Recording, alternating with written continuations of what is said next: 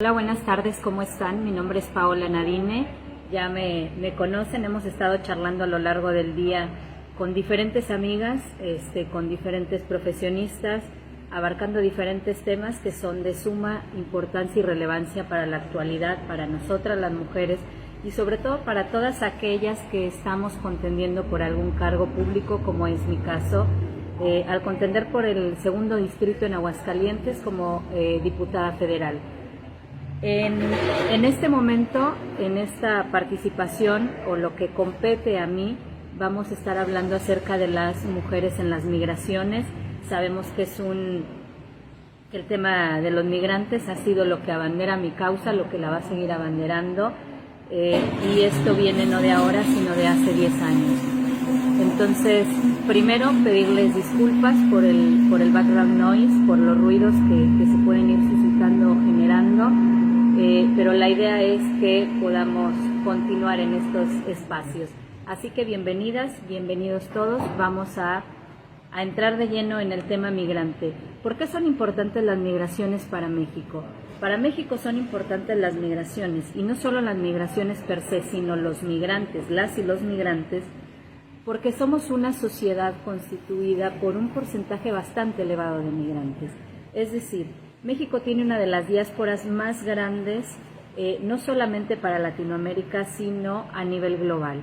Las migraciones para México representan en cuestiones económicas más de 40,000 millones de dólares anuales en remesas.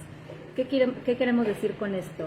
Que con el aumento del más del 15% en recepción de remesas que se suscitó en el año 2020, y ahora se vuelve a incrementar un 15% en los primeros 3 meses del año 2021, los mexicanos migrantes, las y los mexicanos migrantes están demostrándonos que la economía hoy por hoy está basada y sostenida por las remesas, es decir, por todos los aportes económicos que realizan nuestros migrantes. ¿A qué me refiero con que está sostenida la economía? Anteriormente México era un país que dependía directamente de las derramas en petróleo. Posteriormente se equipara un poco a el turismo, y ahora, una vez desplazados ambos por las migraciones, nosotros nos convertimos en un país que dependemos específicamente del aporte de las y los mexicanos que viven en su mayoría en Estados Unidos. Recuerden que tenemos alrededor de 38 millones de mexicanas y mexicanos viviendo en Estados Unidos, viviendo fuera de México, y el 99% está directamente en Estados Unidos. Nuestros mexicanos, nuestras mexicanas están directamente en 5 estados, que son justamente Arizona, Los Ángeles, Texas, Oklahoma, y en estos estados es donde desarrollan actividades. ¿Qué clase de actividades realiza un migrante mexicano en Estados Unidos? La gama es muy amplia, pero si vamos a hablar específicamente del tema de las mujeres, es interesante comentarles que las mujeres sí está sesgada las oportunidades laborales. ¿Qué queremos decir con que están sesgadas? Que se siguen dedicando a los cuidados, ya sea de adultos mayores o de menores, y a la limpieza en hogares, independientemente de su formación académica.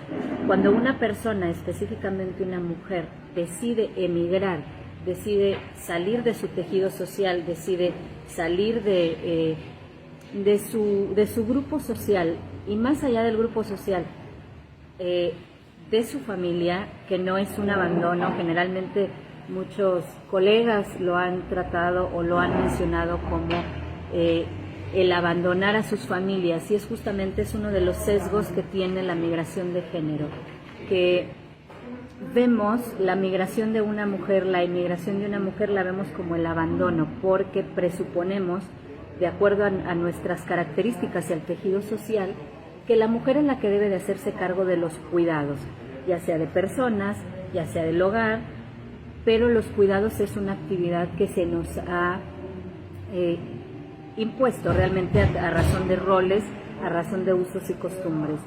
La dinámica actual nos está demostrando muchísimas cosas. Hasta hace 40 años, el 98% de los emigrantes a nivel global eran hombres. Hace 40 años empieza a cambiar la dinámica y justamente si hacemos si vemos el macro social, nos podemos dar cuenta qué pudo haber sucedido hace 40 años, qué pudo haber sucedido hace 50 años. Pues lo que sucede es que la mujer empieza a tomar un rol diferente, no diferenciado, diferente, en el sentido de que se le empiezan a conceder, o se le empiezan, no a conceder, a reconocer los derechos políticos.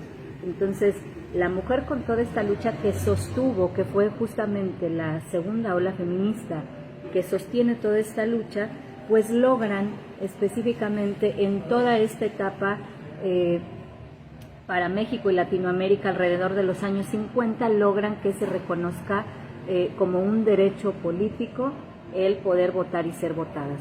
Entonces, cuando tienes este contexto social y ahora ya tienes el reconocimiento directamente de la mujer en la esfera política, no tanto para la toma de decisiones, no todavía para el acceso real y garantizado a espacios públicos, sino específicamente a votar, empieza a abrirse un panorama social donde la mujer empieza a ver algunas otras posibilidades. Y una de esas grandes posibilidades que observa es justamente la de emigrar. Recordemos que México está constituido específicamente, o más bien en lo general, por mujeres jefas de familia, no en su totalidad, sigue siendo una minoría, pero esa minoría cada vez la brecha a respecto de los hombres que son jefes de familia se va disminuyendo. Y en este sentido, me gustaría hablarles de la relevancia de los movimientos migratorios y su impacto social, económico, político, que se nos hace necesario fortalecer las políticas públicas que nos lleven a minorar estos efectos negativos a los que son sujetos las comunidades o territorios que reciben a los migrantes, así como a los propios migrantes, particularmente a las mujeres. ¿Por qué pongo este punto? Porque la labor de quienes eventualmente tenemos la oportunidad de legislar es específicamente poner sobre las agendas legislativas temáticas como la migración, que para México es coyuntural, aunque hoy por hoy no lo estemos visibilizando, aunque hoy por hoy hayamos decidido verlo de lejos y aunque hoy por hoy tengamos a la vuelta de la esquina una de las reuniones más importantes y trascendentes a nivel migratorio y que no se visibiliza ningún acuerdo real que pueda mermar a las migraciones. Entonces, esa labor nos compete directamente a quienes pretendemos legislar, a quienes conformaremos la Cámara de Diputados, porque somos nosotros los que debemos de plantear el panorama. Es decir, si hoy por hoy tenemos una diáspora de 38, casi 39 millones de mexicanos migrantes específicamente establecidos en Estados Unidos, debemos de darnos cuenta que no somos un país de 127 millones de habitantes, somos un país de casi 170 millones de habitantes. La única diferencia está en que los mexicanos, las y los mexicanos, no en su totalidad viven en nuestro país.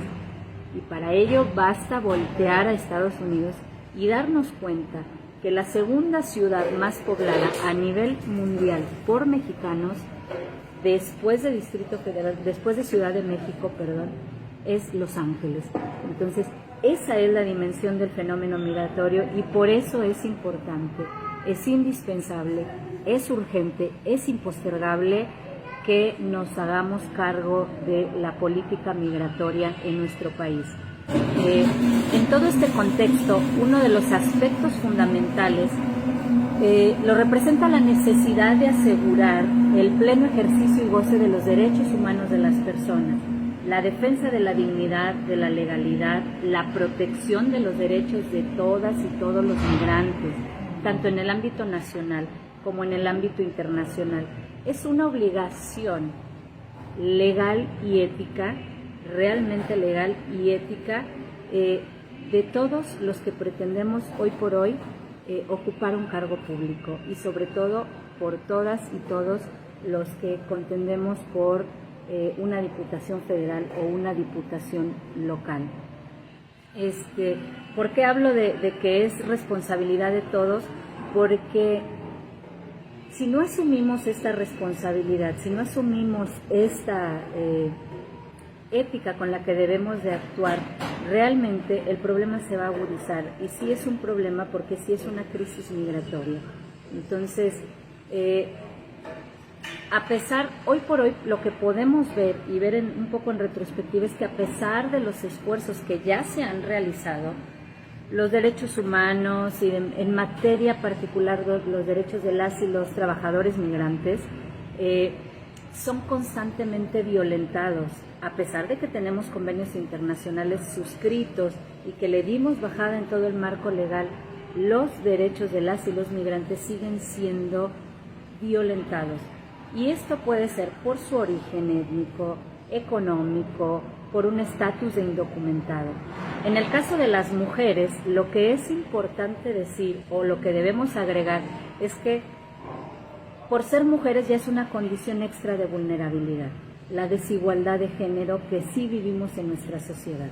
Entonces, en un primer paso debemos de reconocer el impacto que tiene la participación de las mujeres en la migración, sus aportes económicos para el sostenimiento de familias, las condiciones de género que influyen a favor específicamente de las prácticas discriminatorias que limitan oportunidades de desarrollo. ¿A qué vamos con todo esto? Si bien es cierto, en un aspecto totalmente sociológico, la mujer sí tiene la capacidad demostrada mayor que el hombre para adaptarse a las sociedades a las que está emigrando, también es aquella que es más señalada y más estigmatizada en sus lugares de origen, porque están viendo en que ella migre, en que esta mujer migre, el abandono de su familia o de sus obligaciones, puesto entre comillas, de las obligaciones, porque seguimos creyendo que la mujer es la que debe de estar al frente de los cuidados, ya sea domésticos, ya sea de los hijos, ya sea del núcleo familiar, de cualquiera. Y la vemos como el vínculo específico para trasladar o para hacer esta educación en cuestión de valores. También la seguimos viendo como parte de nuestra cultura, como una obligación para la mujer. ¿Qué sucede con todo esto? Que en el momento que las mujeres van emigrando, que van saliendo de sus hogares porque son jefas de familia, los hijos se quedan al cuidado de los abuelos, y entonces ahí seguimos generando brechas sociales y estructurales. ¿Qué podemos hacer? ¿Qué sí debemos hacer? ¿Cómo debemos encarar esta problemática? Primero, reconociendo que una mujer tiene el pleno derecho también para migrar, ese es en primera instancia. Segundo, dándole presupuestos reales y reglamentando el Sistema Nacional de Cuidados, que recién se autoriza justamente con una legislatura paritaria, con una legislatura que ya tiene el 48% de participación femenina, y que son justamente las mujeres las que lo plantean y lo ponen sobre agenda, pero que no quede nada más en un marco legal muy bonito que no se aplique. Para que sea aplicable necesitamos reglamentar primero el sistema nacional, y segundo, debemos darle presupuesto, porque hoy por hoy tenemos un elefante blanco que lo único que está haciendo es decir, sí tienes un derecho, pero no tengo la capacidad de garantizártelo. Esto específicamente, aunque estemos hablando de mujeres migrantes, es coyuntural, porque si una mujer migrante no tiene garantizada esa jubilación o no tiene garantizado ese pago por los derechos, por los cuidados que está ejerciendo, realmente ahí estamos impulsando a emigrar a más personas, porque la mujer en una sociedad construida como la de México sí está en una situación de desigualdad. Es decir, a nivel laboral, la inserción de la mujer es mucho más baja que la de un varón. Entonces, ya que tenemos una sociedad construida así y que estamos viendo que las causas de origen no están cambiando, es decir, que todo lo que nos mantiene aquí no cambia y por eso siguen emigrando. Como empezamos la charla, hace 40 años hablábamos de que únicamente el 2% de mujeres emigraban. Hoy por hoy el flujo migratorio de mujeres es del 48.9%. Es decir, casi en igual cantidad emigran mujeres y hombres. Casi en igual cantidad esos, hablando específicamente de nuestro estado de Aguascalientes, 540 millones de dólares que se reciben anualmente los aportan las mujeres. estamos en deuda, estamos realmente en deuda con las mujeres, sobre todo con las mujeres migrantes. Necesitamos echar mano de muchísimas acciones, no solamente a nivel federal, también a nivel estatal y a nivel local. Recordemos que en Aguascalientes tenemos un marco jurídico que habla de la protección del migrante hidrocálido, pero nunca se reglamentó. Es una ley que surge a bote pronto en 2017 para salir en la fotografía de decir estamos tomando acciones concretas y contundentes para proteger a los migrantes, pero que en realidad no sucedió nada. Generamos un marco jurídico que ahora estamos violentando, porque como gobiernos no lo hemos podido reglamentar, no le hemos dado un presupuesto, a contrario censo. En 2017 teníamos 30,000 pesos de presupuesto para ayuda a los migrantes, cuando en ese mismo momento teníamos casi 2,000 deportados, hidrocálidos nada más. Entonces, esas incongruencias sí tienen que ser visibilizadas y sí es responsabilidad de todas y todos visibilizarlo, específicamente para aquellos que pretendemos ocupar un cargo público. ¿Qué vas a legislar? Mi propuesta ha sido específicamente una ley de retorno asistido para migrantes. Y esta ley de retorno asistido sí debe de tener sesgos y sí debe de tener características de feminismo, de la feminización de la política. ¿Por qué? Porque si no feminizamos, si no humanizamos a las leyes en primera instancia, lo que estamos cuidando son recursos materiales y no personas. Ese es el gran error que se encuentra dentro del marco jurídico de México hoy por hoy en torno a las y los migrantes. En un primer paso, lo que tenemos que reconocer es el impacto que tiene la participación femenina en la migración, todo este aporte social que sí realizan, todo este aporte económico que sí realizan, a pesar de que hoy por hoy todo nuestro marco en cuestiones de inclusión financiera, como lo acabamos de hablar ahorita con Sheila Harkatz, es inadecuado para la mujer. La inclusión financiera de la mujer no es una tarjeta color rosa. La inclusión financiera de la mujer efectiva tiene que ver muchísimo más allá. Y va más allá simple y sencillamente porque a nivel patrimonial en nuestro país, en nuestro estado, la participación de la mujer es ínfima, casi invisible. Entonces, esto genera indirectamente que las mujeres consideren que por no ser las dueñas del patrimonio, que es patrimonio familiar, pero seguimos creyendo que a nombre de quien esté es quien lo puede manejar, por tener esta idiosincrasia, por tener esta cultura, muchas mujeres son sujetas de violencia en sus propios hogares. La estadística del año 2022, o que se prevé para el año 2022, en torno al año 2020, es alarmante. La cantidad de violencia de género que se elevó ahora que estuvimos en confinamiento es alarmante, y no solamente para Aguascalientes o para México, sino a nivel Latinoamérica. Esto genera migraciones, esto genera que las mujeres salgan de sus hogares, y al no tener una real inserción social en municipios como el de Aguascalientes, estados como el de Aguascalientes, emigran y buscan una oportunidad diferente. Las mujeres, ¿qué van a hacer al extranjero? Van a cubrir actividades de limpieza y de cuidados, exactamente las mismas que se tienen como roles o como predestinadas para la mujer en nuestro país, son las mismas que van a desarrollar a otro país. ¿Cuál es la gran diferencia? Que en otro país sí es remunerada, que en otro país el sistema de cuidados sí es efectivo, porque si yo cuido niños, gano un salario por cuidar niños. Y en México yo cuido los hijos de mis hijos porque cerraron las guarderías. Entonces, debemos de ser muy críticos en lo que está sucediendo. Hoy, el día de hoy, los migrantes mexicanos no tienen etiquetado absolutamente ningún recurso cuando son los que más aporte realizan año con año. ¿A qué voy con todo esto? Existía un recurso, estaba etiquetado un recurso anual a nivel federal y que tenía bajada hasta lo municipal para la protección y asistencia de los migrantes que deportaban. Ese presupuesto hoy por hoy ya no existe. Ese presupuesto lo eliminaron. Los programas para migrantes fueron sacados directamente de la agenda. Entonces, mi pregunta es, ¿de qué vamos a charlar con Kamala Harris? ¿De qué le vamos a hablar? ¿Qué es lo que pretendemos plantearle? Nuevamente le vamos a querer vender el sistema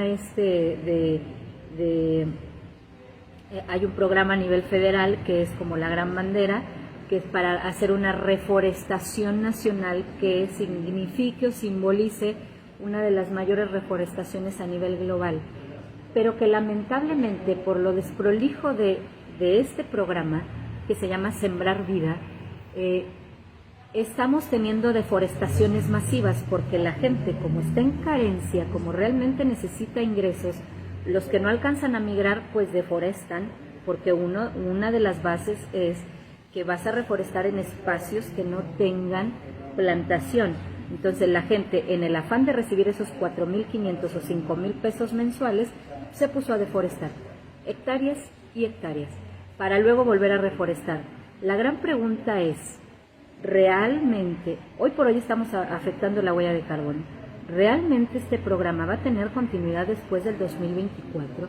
Es un programa a largo plazo, es un programa que realmente puede mermar las migraciones, porque hablábamos, el señor presidente Andrés Manuel planteaba que se podían otorgar visas temporales para que las y los migrantes centroamericanos pudieran venir y tener ese trabajo, que este programa se pretende que se extienda también a Honduras y a Guatemala, y lo mismo hacia México, para evitar la inmigración.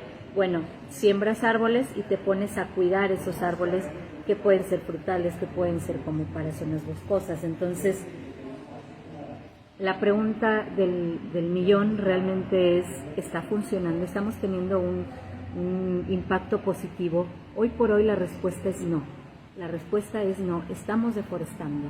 Entonces, no podemos plantear como un programa viable para mermar las migraciones, porque recordemos que gran parte de todo este cúmulo de migrantes que cruzan diariamente la frontera México y Estados Unidos,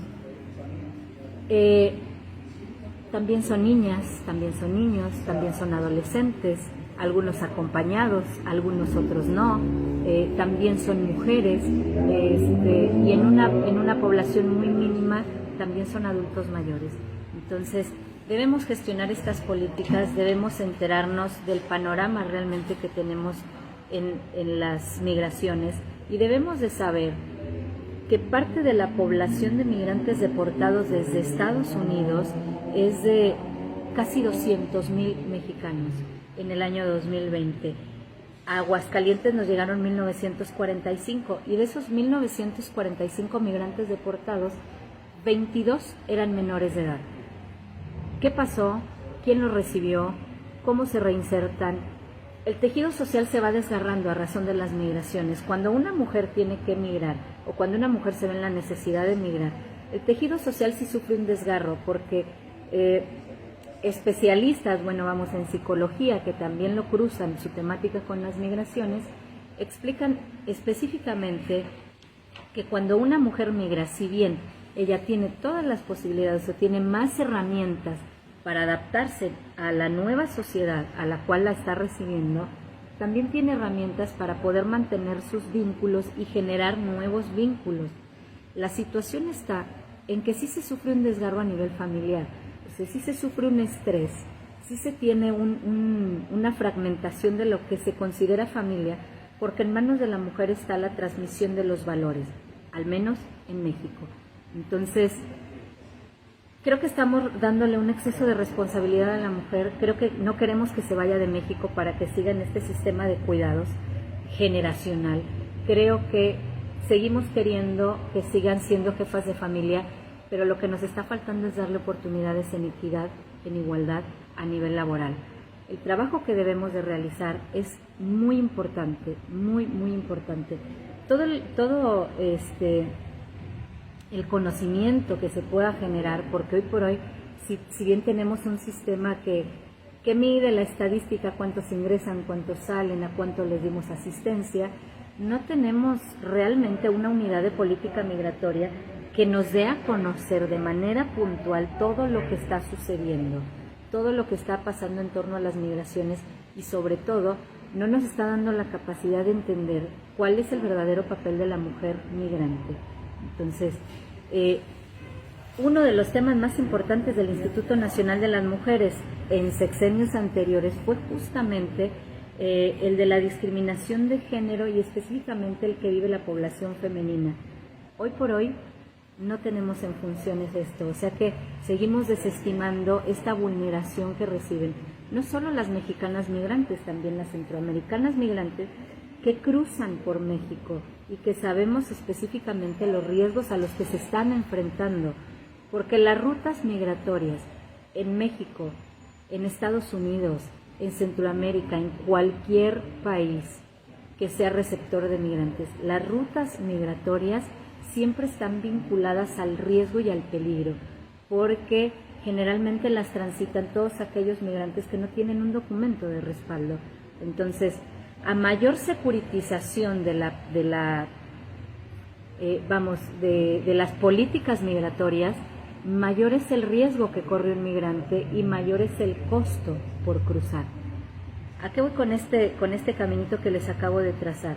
Si, por ejemplo, teníamos a Donald Trump como presidente de los Estados Unidos y entonces dice, no quiero que vengan migrantes y habla y da un discurso de extrema derecha con tintes xenófobos y entonces toda la sociedad siente que tiene derecho de estigmatizar al migrante, el coste por cruzar aumenta porque el traficante, conocido como coyote, que no deja de ser un traficante de personas, recibe a la persona y dice, como las políticas de recepción de migrantes se convirtieron en más acotadas, en más duras, en más firmes, me es más difícil cruzarte. Entonces, como me es más difícil cruzarte, te voy a cobrar más. Y el riesgo va a ser mayor, porque al ya estar sitiadas determinadas rutas migratorias, se tienen que generar nuevas rutas migratorias. Lo que sucedió en México, en el sur del país, cuando se descarrila el tren y se empiezan a reconstruir nuevas vías, entonces los migrantes, en vez de una vez cruzando México poder subir a la Bestia, lo que tienen que hacer es caminar alrededor de 250 kilómetros por montes para llegar al primer tren que van a abordar. Entonces, aquí la temática es que no debemos de securitizar una ley que es meramente humana o que pretende ser netamente humana como una ley migratoria. Debemos apelar a que se humanicen las leyes y más allá de humanizarlas, un paso extra, debemos de feminizar también estas leyes. Y no hablo de un feminismo radical, que también es una ola.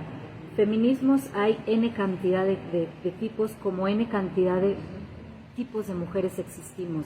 No es lo mismo, no son las mismas condiciones de las mujeres que integran la comunidad Black Mother, no es lo mismo las mujeres que integran una comunidad originaria, de pueblos originarios, no es lo mismo una mujer asiática, no es lo mismo una mujer de Medio Oriente, y no es lo mismo una mujer mexicana que una centroamericana. Entonces, con esa diversidad, más allá todavía, no es lo mismo ser hombre, mujer, identificado plenamente por género o ser no binario. Entonces, nuestras leyes ya se quedaron atrás. Debemos asumir la diversidad, debemos asumir el feminismo, debemos asumir la brecha que sí existe de género, abrazarla y realmente generar políticas que vayan mermando y que vayan disminuyendo todas estas grandes brechas. La brecha de género, per se o por sí misma, aumenta la brecha digital y por sí misma aumentan otras brechas como la de la inclusión financiera. ¿Qué debemos de hacer? Si atacas la educación, la inclusión financiera, atacas automáticamente la brecha de género. Si reduces la brecha digital, automáticamente reduces la brecha de género. Entonces, ¿por qué digo automáticamente? ¿Qué tiene que ver brecha digital con reducir la brecha de género? La brecha digital, en las estadísticas, nos marca que, por ejemplo, aquí en Aguascalientes, el 38% de la población tiene una computadora en casa y que tienen acceso a Internet alrededor del 37%. Del 28%. Entonces, cuando tienes todo esto, la pregunta es, ¿quién tiene el acceso? ¿Quién tiene la computadora? ¿Quién tiene el teléfono celular? ¿Quién sí puede estar conectado? Y en su mayoría, o porcentualmente, sí es más elevado el acceso que tiene el hombre al que tiene la mujer. No es un engaño, no se trata de únicamente manifestarnos, sino también de ser congruentes y decir, necesitamos cambiar muchísimas cosas, necesitamos realmente generar espacios que le permitan a la mujer una inclusión real, Entonces, los cambios en nuestras economías, los cambios que hemos venido transitando, tanto nacional e internacional, se reflejan sobre todo en este proceso de globalización al que hemos estado transitando después de la Segunda Guerra Mundial hasta la fecha. Entonces, necesitamos poner atención en hacia dónde van los flujos migratorios, la composición de las migraciones, que les vuelvo a reiterar, es increíble que en 40 años haya pasado la población femenina migrante del 2% al 48-49%. Es indispensable realmente que podamos enfocar y visibilizar que dentro del migrante, que ya es per se una población vulnerable, identifiquemos estos otros grupos minoritarios como el de mujeres, como el de comunidad LGBTI, como el de menores también o adolescentes, que también forman estos pequeños núcleos que dentro de el que ya es migrante, que ya es vulnerable, existen otros pequeños grupitos. Uno de ellos es el de las mujeres. Entonces, necesitamos levantar la voz, necesitamos realmente ser conscientes del panorama que tenemos, necesitamos comprender las migraciones en nuestro país, necesitamos exigir realmente políticas públicas que abarquen toda esta temática y que realmente protejan a la mujer, no solamente a la mujer que vive en México, también a la mujer mexicana que tuvo que emigrar. Entonces, es nuestra responsabilidad también brindarle protección, no importa en el país que viva. Así que, para no hacerlo muy largo, porque hablar de migraciones es realmente un tema que nos puede llevar horas y horas, tratar de comprender, tratar de explicar, tratar de entender la dimensión de esta situación. Me gustaría comentarles que en México, o sea, la importancia del migrante, la importancia de las mujeres migrantes es que en México la migración se ha convertido en una estrategia de supervivencia de las familias, hoy por hoy más agudo que nunca. Cada vez que escuchamos que nos dicen, aumentó el 15% de remesas, el 20% de remesas en el año 2020, aumentó la recepción de remesas ya en el primer trimestre del año 2021 en un 15%, de lo que estamos hablando es de que también a la par aumenta la pobreza en nuestro país. Así que debemos de hacernos responsables, porque hoy por hoy el sustento en Aguascalientes de hogares, el sustento de más de 293,000 hogares es de remesas. Entonces, no cerremos los ojos, realmente no cerremos los ojos ante la situación que tenemos ya de frente. No cerremos los ojos, no volteemos hacia otro lado. Debemos de contemplar dentro de todos estos programas que tenemos realmente la inclusión de la mujer si lo que queremos es evitar que emigre y que tenga una verdadera reinserción social. Entonces, ya que sabemos que la migración hoy por hoy es una estrategia de supervivencia, tenemos que abrazarla, tenemos que entenderla y tenemos que ir cambiando las condiciones de origen.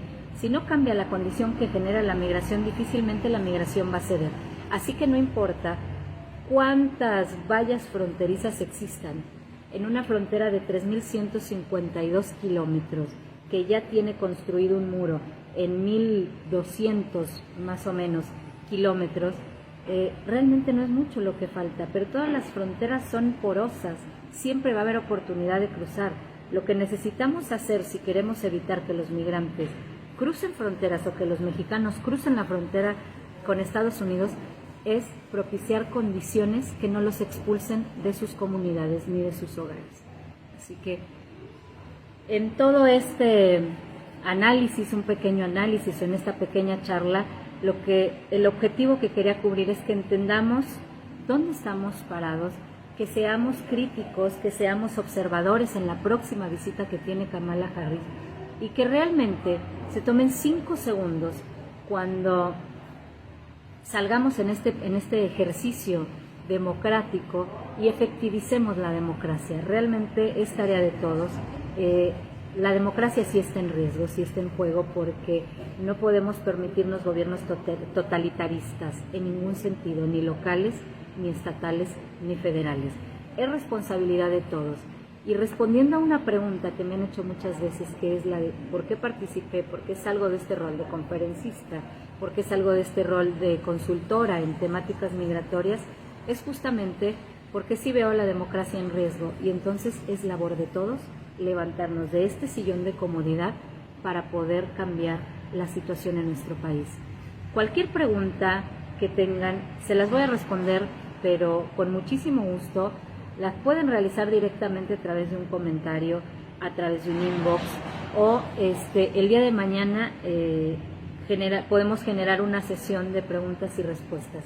Así que les agradezco mucho haber dado este tiempo para comprender el panorama y para comprender la causa que encabezó hace más de 10 años. Les agradezco mucho. Gracias a todas mis compañeras, amigas, profesionistas que participaron en estos foros.